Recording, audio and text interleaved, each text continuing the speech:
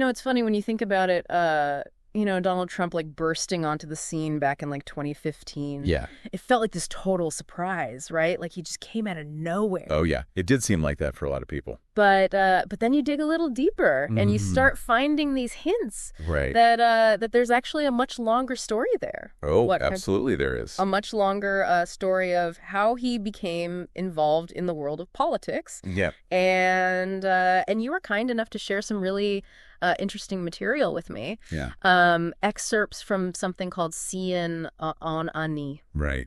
And for those of you listening at home, that roughly translates to the pasted text. And it seems to be a collection of articles and notes. Yeah, it's like a little bit of everything, really. Yeah. A lot of interesting stuff. Yeah, it's a real treasure trove. Yeah. And what it reveals is that Trump's engagement in politics goes way, way back. Oh, yeah. Way before 2015. Yeah. Decades before. Not just a whim, right? No, not at all. It wasn't like, oh, I think I'll run for president now. Right. It seems like it was a much more deliberate, kind of long-term...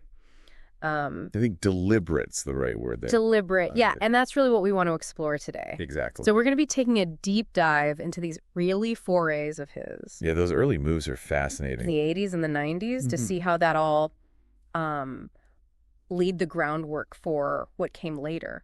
It's all connected, you'll see. Okay, so let's rewind the clock. Right. Back to the 1980s. Back to the 80s. He's building his real estate empire. The Trump Tower days. Right. He's becoming this, this New York icon. Larger than life. Larger than life, exactly. But at the same time, he's also starting to make these moves in the political world. Yeah, he's not just sticking to real estate. Not just real estate. No. He's got his eye on something bigger. And the source mentions this phrase, the bipartisan checkbook approach. Yeah, that's a really key part of the story. So tell me, what was that all about? Well, it's interesting because, in the 80s, people were already kind of figuring out who Trump was. Right. The businessman. The big personality. Right, exactly, the showman. Yeah. But what they maybe didn't realize is how he was already playing the political game, too. Oh, so this was happening behind the scenes. Yeah, very much so. Interesting. And it wasn't about ideology for him. Okay. It wasn't about being a Republican or the Democrat. So he wasn't really taking sides? Not at all. Huh. It was about something else entirely. Okay. I'm intrigued. What was it about then? Power. Power. Yeah. Plain and simple, he wanted access and influence. So it was a strategy. Oh, yeah. Very strategic. Okay. So between 1979 and 1988, he reportedly gave over $1 million to candidates. Wow. From both parties. $1 million. Even back then, That's a serious chunk of change. That's a lot of money. Yeah. Yeah. And we're not just talking small-time players here. Okay. This is Mayor Ed Koch. Right. Senator Al D'Amato.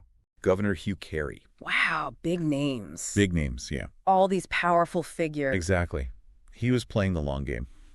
Wow, so it wasn't about ideology, it was about connections. It was about building relationships. Mm-hmm. When you give that much money, right, you get a seat at the table. You got your phone calls returned. Exactly, and that's exactly what he wanted. And the source actually quotes Trump as saying something along the lines of, when they call, I give. And you know what? Yeah. When I need something from them 2 years later, 3 years later, I call them and they are there for me. It's a pretty straightforward way of putting it. Yeah, very transactional. Very transactional. But smart. Right? Oh, yeah. Incredibly savvy. He's building up this network. He's creating a web of favors. A web of favors, yeah. And he's doing it across party lines. Right. Which is really smart because you never know who's going to be in power. Right. You got offense on both sides. Exactly. And it wasn't just about the money, right? No, it was also about the events. Oh, yeah. Those lavish parties at Trump Tower. Of course. And Mar-a-Lago. Well, he's bringing all these people together. Creating a scene. A scene. Yeah, he's putting himself at the center of it all. He's a master networker. He understands the power of proximity. Proximity, that's a good word for it. Yeah, being seen with the right people. And the source even mentions an interesting anecdote about Chuck Schumer. Oh, yeah. What about him? So apparently Schumer had this early impression of Trump. Okay. And it's kind of telling. What was it? Schumer noticed that Trump wasn't like other wealthy donors. Right. He wasn't just there for the photo op. Oh, he was actually engaged? He was actually engaged in the conversations. He was asking questions. Oh. He was remembering details from previous interactions. So he was taking it seriously? It seemed like he was really studying the political game. Like he was learning the ropes? Yeah, almost as if he saw it as a potential Acquisition, yeah, like another business deal. Yeah, that's a great way to put it. Which is fascinating, right? It really is. It shows his mindset. Even back then. Yeah, he was always thinking strategically. Okay, so we've got this, this behind-the-scenes political maneuvering. But then in 1987, he does something very, very public. Yeah, things start to heat up. Things start to heat up, yeah. He steps into the spotlight. He takes out this full-page ad. That's right, in major newspapers, no less. Major newspapers, yeah, not just some local rag. No, this was a national statement. A national statement, and it's described as almost like a political manifesto. Yeah, it's a pretty bold move. For someone who's not holding any elected office, right? Exactly. He's not a politician yet. But he's clearly got opinions. Oh, he's got opinions, and he's not afraid to share them. And he's willing to pay for it, too. Yeah, that ad cost him a pretty penny. $94,801. Wow, that's a lot of dough even today. Yeah, especially back then. That's like over $230,000 in today's money. So he's putting his money where his mouth is. Literally. Literally. And the headline of this ad is really something. What was it again? There's nothing wrong with America's foreign defense policy that a little backbone can't cure.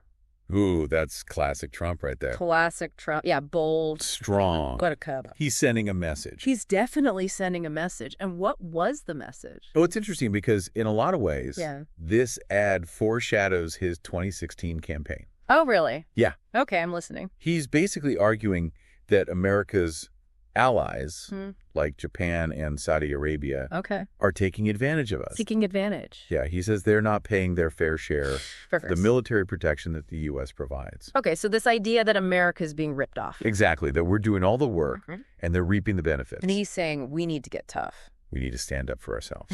And he's saying it loud and clear. Yeah, this ad was a shot across the bow. Wow, and thinking about it, that same message really resonated in 2016. Oh, yeah, it did. It really did. It tapped into something. Something in the American psyche. Yeah, this feeling that America was being taken advantage of. On the world stage. On the world stage, right. That we weren't respected anymore. Yeah, and that resonated with a lot of people. It did, and this idea that we were spending all this money and lives. Yes, human lives. Human lives on defending these other countries. And they weren't pulling their weight. Right, and that really connected with a certain segment of the population. Oh, yeah, absolutely. And the source actually quotes Roger Stone. Oh, yeah. What did Stone have to say? Well, Stone was involved even back then. He was always lurking in the background. He was. Pulling the strings. And Stone basically said that Trump had this incredible ability to tap into this kind of underlying... The American psyche. The American psyche. Yeah, like he could sense what people were feeling. Like he could read the national mood. And this ad was a perfect example of that. Yeah, it really hit a nerve. Okay, so we have this big national statement. Right. But then just a month later, okay, Trump does something else that's really interesting. What's that? He pops up in New Hampshire. New Hampshire, interesting. Now, why New Hampshire? That's a good question. Because at that time, he didn't really have any business ties to the state. No, not that we know of. So why go there? Well, there's one very important reason why New Hampshire holds the first presidential primary. Oh, right. In the election cycle. So it's a big deal. It's a huge deal. For anyone who's thinking about running for president. Exactly. It's like the first test. The first hurdle. Yeah. And everyone's watching. So for Trump to show up in New Hampshire at this point, it's a pretty clear signal. It's like he's testing the waters. Testing the waters, yeah. Dipping his toe in. Dipping his toe in the political pool. And he doesn't just quietly show up. No, Trump doesn't do anything quietly. He makes a grand entrance. Okay. He arrives by helicopter. Of course he does. At a Portsmouth Rotary Club meeting. Okay. And then he draws this massive crowd. Massive. To a local restaurant. Which one? Yokin's restaurant. Yokin's, okay. 220 people packed in there. Wow, that's a lot of people. Plus the media, of course. They were all over it. Everyone wanted to see what he was up to. Yeah, he was already a media magnet. He was, and so he gives this speech. Okay. And he talks about his business successes. So far, so good. But then he starts talking about Japan. And how they're taking advantage of the U.S. Oh, so he's carrying on that same theme. Same theme from the ad. Yeah, he's hammering it home. Hammering it home. And the crowd is eating it up. They loved it. They loved it. Wow, so he's finding an audience. He is, and there's this guy, Mike Dunbar, who's actually started this Graph Trump movement. Oh, wow, a grassroots effort. Yeah, people are excited. They see him as a potential leader. A potential leader. And at the end of all this, the question comes up.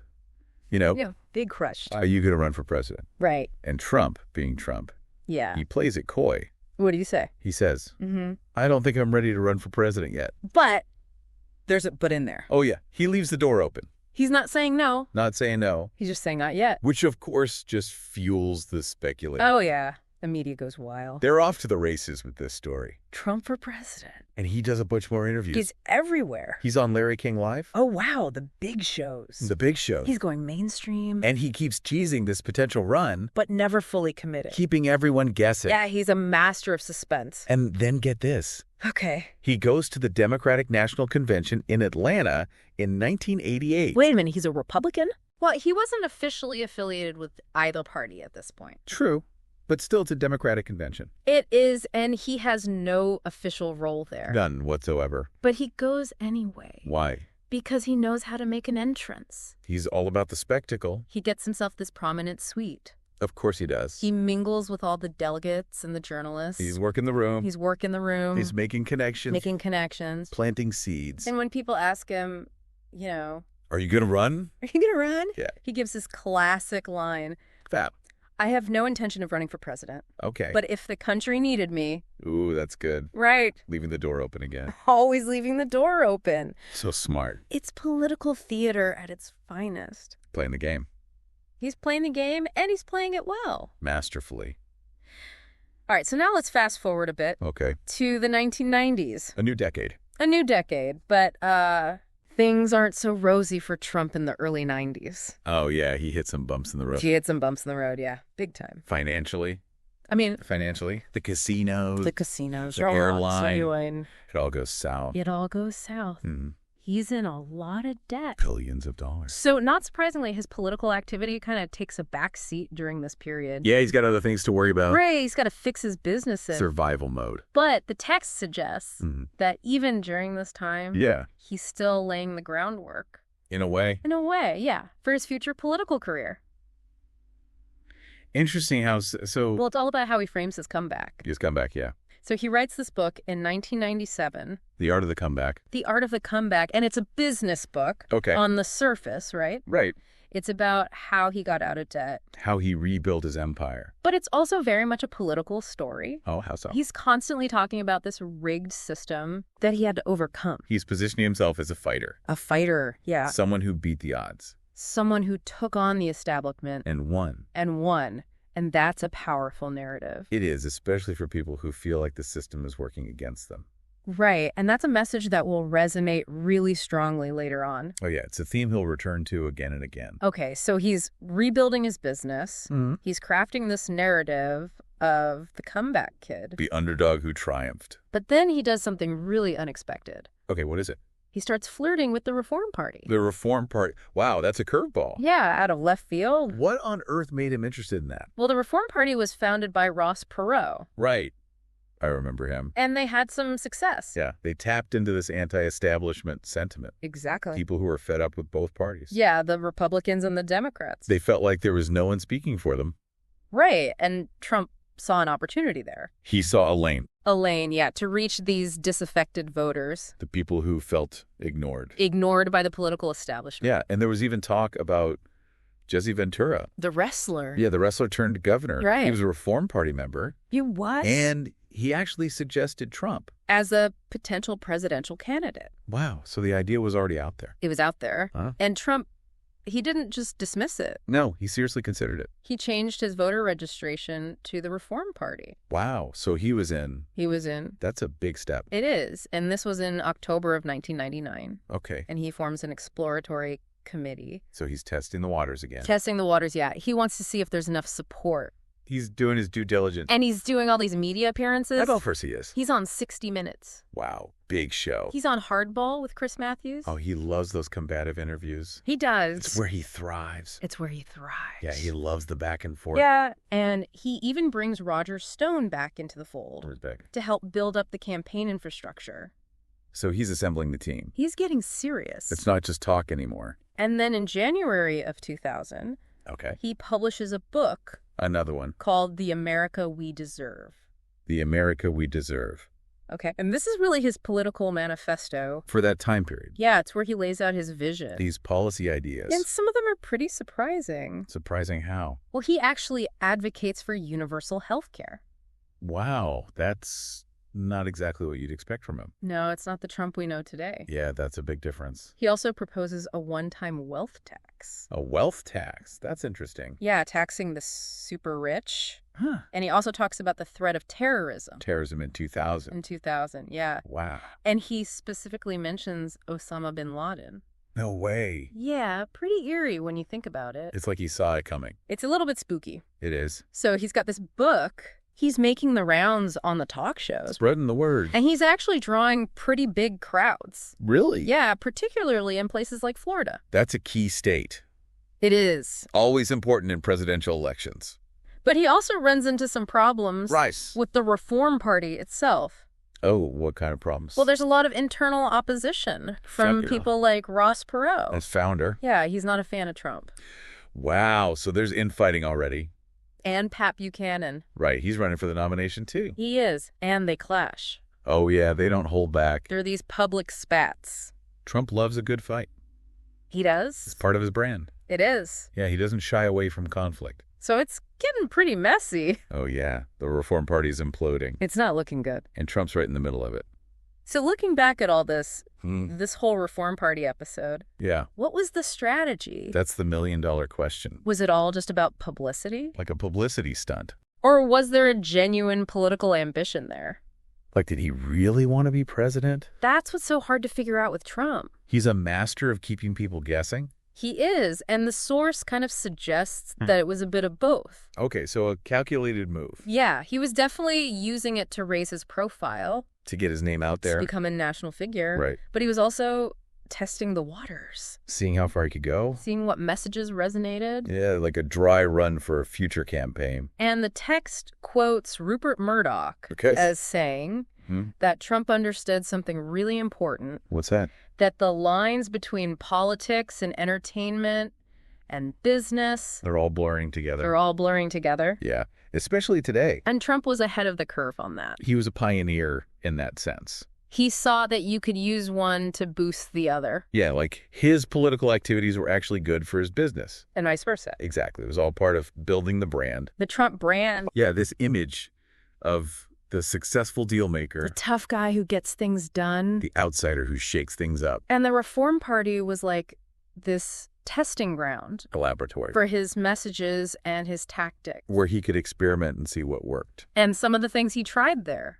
Like what? Well, like the whole self-funding thing. Oh, yeah. He made a big deal about that. That he wasn't beholden to special interests. He was his own man. And the confrontational media strategy. Oh, yeah. He was already picking fights with reporters. He loved to get under their skin. And they loved to cover it. It was a symbiotic relationship. In a way. Yeah, they needed each other. They both got what they wanted. And the text actually quotes Mary Madeline, who's a Republican strategist. And she says... What did she say? That Trump was basically conducting this decades-long focus group. Wow. That's an interesting way to put it. He was constantly testing messages and themes. Seeing what resonated with the public. Yeah, figuring out what worked. And what didn't. And he was building up this anti-establishment credibility. Right, by criticizing both parties. By flirting with this third-party option. He was positioning himself as the outsider. The alternative. Yeah, the one who wasn't part of the swamp. And that would prove to be incredibly valuable later on. Oh, yeah. It's a key part of his appeal. Okay, so he's got this momentum. Right. He's building up this following. So he's getting attention. But then he drops out. He quits the race. In February of 2000.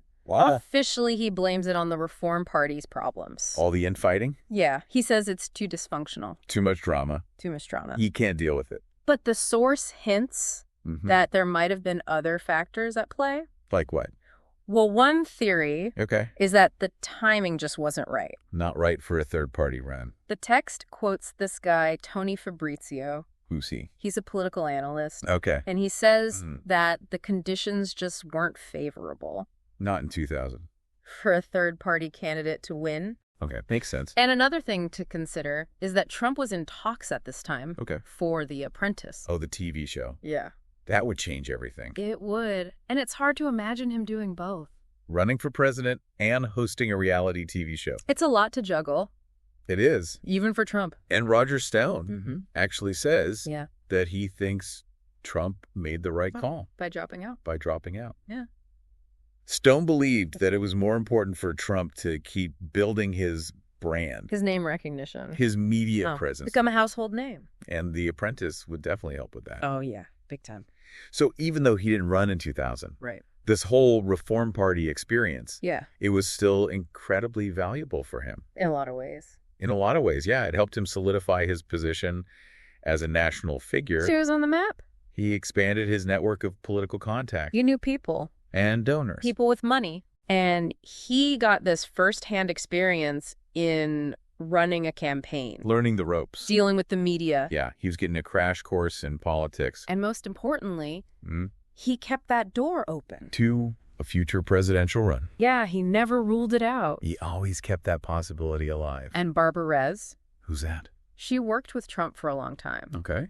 She said something really interesting. What did she say? She said he was planting seeds. Planting seeds. For the future. Wow, that's a great metaphor. It is, right? He was laying the groundwork. Laying the groundwork. For something bigger. So when we look back at 2016 and his victory. It's easy to see it as this sudden thing. Right. Like he came out of nowhere. Yeah. But the reality is. It was the culmination of decades of preparation. Decades of planning and strategizing. He was building his brand. His network. His message. He was playing the long game.